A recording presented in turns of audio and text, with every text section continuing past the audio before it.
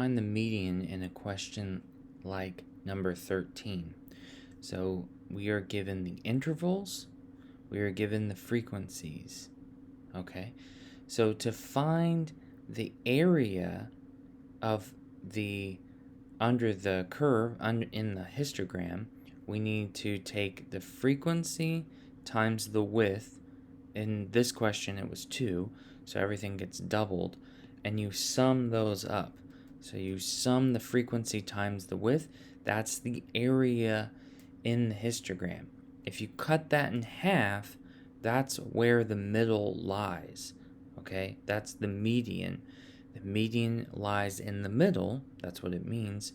So we know that for this example problem, that lies in 97.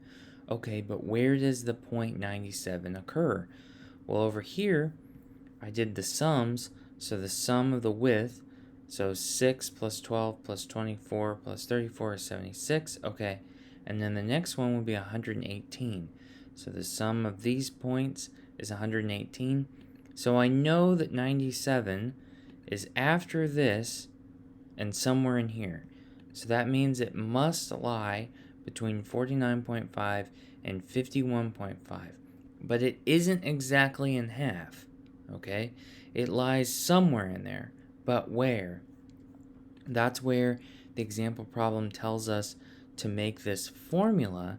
If we make the formula and solve, then we are able to finally come up with our median. Okay, I hope that helps.